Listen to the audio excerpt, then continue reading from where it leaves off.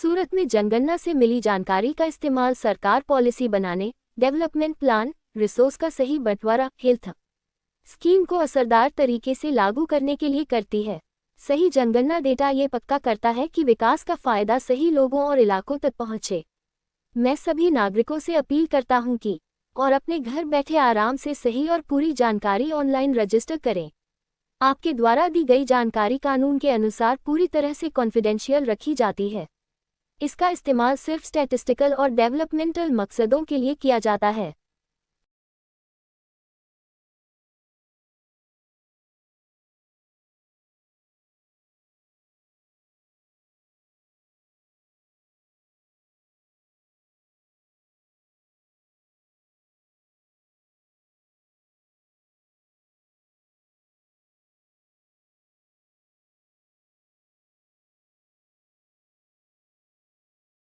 ભાવિ વિકાસ અને આયોજન માટે ભારત સરકાર દ્વારા હાથ ધરાતી સૌથી મહત્વપૂર્ણ રાષ્ટ્રીય પ્રક્રિયાઓમાંની એક છે।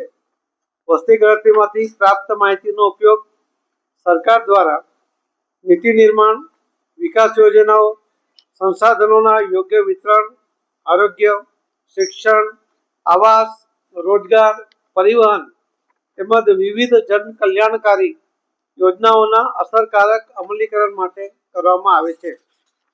સાચા જનગણના આંકડા વિકાસનો લાભ યોગ્ય લોકો અને વિસ્તારો સુધી પહોંચે તે સુનિશ્ચિત કરે છે। હું તમામ નાગરિકોને અપીલ કરું છું કે તારીખ 17 મે 2026 થી 31 મે 2026 દરમિયાન યોજાનારી સ્વગણના પ્રક્રિયામાં સક્રિય રીતે ભાગ લો અને પોતાના ઘરે બેઠા ઓનલાઈન સાચી અને સંપૂર્ણ માહિતી નોંધાવો। આપ દ્વારા આપવામાં આવેલી માહિતી કાયદા મુજબ સંપૂર્ણપણે ગુપ્ત રાખવામાં આવે છે અને તેનો ઉપયોગ માત્ર આંકડાકીય અને વિકાસલક્ષી હેતુઓ માટે જ કરવામાં આવે છે। જનગણનામાં આપની ભાગીદારી રાષ્ટ્ર નિર્માણમાં આપનું મહત્વપૂર્ણ યોગદાન છે। આવો આપણે સૌ સાથે મળીને જનગણના 2027 ને સફળ, સચોટ અને સર્વસમાવેશી બનાવીએ। આપણી વસ્તી ગણતરી આપણા વિકાસ માટે છે। જે કેટલાક લોકો નોકરી માટે દિવસ દરમિયાન જ્યારે ઘરે નહીં હોય એ દરમિયાન જો એ વસ્તી ગણતરીમાં પોતાની માહિતી ન આપી શકે તો એમણે ઘરે બેઠા પણ આ યોજનાનો લાભ લઈને જાતે જ એમાં નોંધણી કરાવીને એનો ફાયદો લેવો જોઈએ। એનો ઉપયોગ કરીને આપણા દેશના વિકાસમાં સાચી માહિતી અને આપની પણ વસ્તીમાં ગણતરી થઈ જાય એના માટે સજાગ રહીને આ કામ કરવું જોઈએ। આપણે ત્યાં વસ્તી ગણતરી માટે આવનારા કર્મચારી અને અધિકારીઓનું પણ સંપૂર્ણપણે એને સહયોગ કરવો જોઈએ એવી પણ મારી આપ સૌને નમ્ર વિનંતી છે।